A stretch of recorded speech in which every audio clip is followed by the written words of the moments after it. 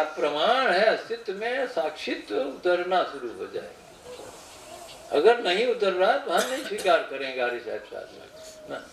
ज्ञान योग की साधना में दृष्टा भाव साक्षी भाव चलता है। प्रेम योग में तो ये सबका कोई मामला ही नहीं है, किसके साक्षी किसके दृष्टा, कोई मतलब नहीं इन चीजों का। तो बताइए आप लोग फिर शुरू करिए। इसी को थोड़ा और विस्तार से बताने का कृपा करें बाबा। देखें, हमसे आप पूछ पाएंगे तो ही हम बोल पाएंगे। हमारे पास भी कुछ समस्या है। हम प्रवचन तो रट के आए नहीं हैं, न प्रवचन की आदत है। हम बोलते बोलते भाग जाते हैं ना, इसलिए हम प्रवचन नहीं करना चाहते। हम बोले तो पता नहीं क्या बोलने लगेंगे, हम फिर चले जाएंगे वही सत्यलोक में, तो मतलब क्या निकलेगा। जो बात समझेंगे ही नहीं लोगों क्या बोले, इसलिए हम बार बार कहते हैं मुझसे पूछा जाए यही मकसद। हम बोलेंगे तो क्या बोलेंगे, तो वही बोलेंगे। तो आदेशात्मक उपदेशात्मक बात हो जाती है, उपदेश देने वाली बात हो जाए। इसलिए आप पूछना ही पूछिए और फिर हम बोलेंगे। बोल सकते हैं तो बोलेंगे, नहीं इनकार देते हैं। इसलिए प्रश्न आप स्पष्ट करिए। बोलने के लिए जाए, बोलने के लिए तो बैठे ही हैं। हम तो इंतजार कर रहे हैं कि आपका प्रश्न स्पष्ट हो, हम हमारे पास उत्तर हो तो हम समझाने की कोशिश करें। उत्तर माने हमें समझाने की कोशिश करना है। उत्तर माने कोई पढ़ाई की बात, यहाँ शिक्षा थोड़ी चल रही है। जैसे महाराज ये मन की बात, ये मन बार बार वो होता है चर्चा कि मन ही काल में रंजन है, मन ही सामने सब कुछ बनाया हूँ। महाराज हमें सीधा प्रश्न चाहत बात, मन को अपने परिवर्तन करे कि हम कौन सी पद्धति अपनाए जैसे मन हमारा ही रहे, मतलब सही हो। मन ही सबसे बड़ा काल निरंजन है। तो मन को हम परिवर्तन करे बिना हम का पद्धति अपनाई जैसे मतलब मन हमारा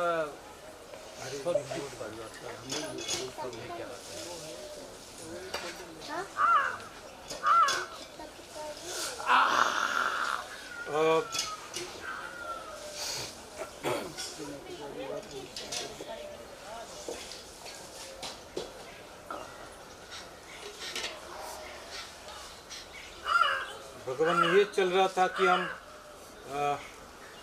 जेनेटिक माध्यम से जिनसे जो हम पाए हैं इसके बाहर निकालने का प्रयास, या तो निवृत्तिमूलक जो संस्कार है उसको मैं कैसा पुष्ट कर सकता हूँ। अगर कोई निवृत्तिमूलक संस्कार मेरा है तो, और नहीं तो उसको अपनाना पड़ेगा, सीखना पड़ेगा नया से। अगर मेरा अस्तित्व में वो है ही नहीं है तो उसको पुष्ट कैसा करें, अगर बिल्कुल नहीं है तो उसको मैं कैसा भगवान। देखिए, हम अगर उपदेश करेंगे तो कह देंगे हम तो निकल जाएंगे उपदेश करके। आदमी के पल्ले कितना पड़ता है, नहीं ये विज्ञान ही समझना है भगवान। इसलिए संवाद की प्रक्रिया ही श्रेष्ठ है जी। उपदेश की प्रक्रिया ज्यादा ठीक नहीं है, क्योंकि उपदेश को ग्रहण करने वाला होना चाहिए। निर्वासनी की स्थिति के लिए यही सारे कर्म होने चाहिए। अब जैसे वो महादेव पूछ रहे हैं तो सारे कर्म निर्वासनी की स्थिति के लिए होने चाहिए। हाँ, ये हम कहते हैं कि बहुत जटिल विषय है। भोजन करेंगे निर्वासना के लिए, पानी पिएंगे निर्वासना के लिए, कपड़ा पहनेंगे निर्वासना के लिए, उठेंगे बैठेंगे, जो कुछ भी करेंगे, जो कुछ करो से पूजा, सब निर्वासना के लिए करेंगे। एक एग्जाम्पल चाहिए भगवान, क्योंकि नहीं तो क्लियर नहीं हो रहा है। हाँ, मुझे छोड़ दिया जाए तो मैं उदाहरण बता सकता हूँ। नहीं, ये शर्त कोई स्वीकार नहीं करेगा ना। नहीं, मुझे बीच में से हटाना पड़ेगा, तब तो मैं बता। थोड़ा कठिन होगा हमारे लिए। तो क्यों पूछ रहे हैं फिर, तो दिक्कत हो जाएगी ना। इसलिए हम ऐसी स्थिति में यही कर देते हैं, क्योंकि हम फिर बताएंगे तो, लेकिन फिर मुझे पकड़ा नहीं जा सकेगा। नहीं, हम तो समस्या है ना। हम तो आप ही से एग्जाम्पल लेने का कोशिश करते हैं भगवान। नहीं, उसमें आप समझिए, अगर मैं कहूँ कि आप मुझे हृदय दे दीजिए तो ये मैं आपकी हत्या कर रहा हूँ। अरे साहब समझिए इस मनोविज्ञान। मैं कहूँ कि सिद्धार्थ आप मेरा अपना हृदय मेरे हवाले कर दीजिए, तो मैं ही आपकी हत्या करूँ। ये तो बड़ी अनर्थकारी बात हो गई। ये अनर्थ होगा भगवान। अरे अनर्थ है ये, मेरी समझ से बिल्कुल अनर्थ है। मैं प्रेम की मांग आपसे कैसे कर सकता हूँ? हाँ सही बात है। और बिना हृदय दिए कुछ होना नहीं है। नहीं। अब देखिए, अब आगे बात और ही खतरनाक रूप लेगी। मैं कैसे किसी से हृदय मांग सकता हूँ? मुझे पता है मैं एक तो साधु नहीं हूँ, मैं गुरु नहीं हूँ, मुझे कोई अधिकार नहीं है गुरुवही करने का, साधु होने का दावा करने का।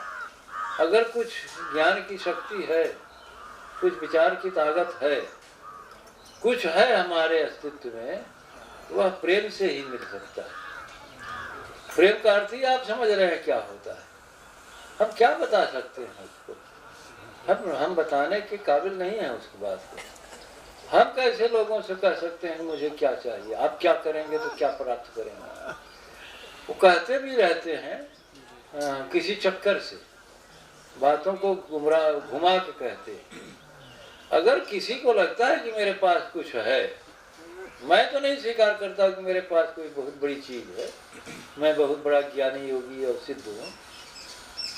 सिद्ध हुई हूँ तो बहुत निम्न स्तर का, योगी भी हूँ तो बहुत निम्न स्तर का, और ज्ञानी हूँ तो थोड़ा थोड़ा, ज़्यादा नहीं। तो भाई अब क्या करें? मेरे पास किसी को अस्तित्व में दिखता है कुछ है, तो मेरे पास जो है वो तो हृदय की चीज है। फिर उसमें विचार बुद्धि कुछ काम करने वाली नहीं है। महादेव भी पूछ रहे हैं और सबको बता रहे, मेरे पास जो है हृदय की चीज है, वो किसी भी प्रकार से आप प्राप्त नहीं कर सकते बिना प्रेम योग। आप चाहे नाक रगड़ डालें, सर फोड़ डालें, कुछ नहीं कर पाएंगे, ये संभव नहीं। अब ये कहना कितना उचित है, हमें उचित नहीं लगता। अब मैं कह दूंगा मेरे पास रोना है सिद्धार्थ जी, तो कौन लेगा इस रोने को? किसके पास इतनी हिम्मत है कि रोना मेरा बर्दाश्त कर सकता है? रो ही नहीं सकता, उसे आएगा कहाँ से रोना? साहेब ने एक बात कही कल, मैं रोऊं इस जगत को, मैं रोऊं इस जगत को। कबीर साहब का साथी के मोए मुको रोवे न कोई, मोको तो रोवे वह जना जो शब्द विधि की। तो हृदय के मार्ग हमने सवाल साहिब से कहा, आप इसका अर्थ ही नहीं समझते। हाँ, कभी रो ही नहीं सकते साहिब। अगर वीडियो हृदय को छू गया हो तो कृपया लाइक, शेयर और सब्सक्राइब करें। साथ में बेल आइकन भी दबा दें जिससे नई वीडियो की सूचना आपको मिल सके, और यथासंभव लोगों को सब्सक्राइब करने में सहयोग करें। धन्यवाद।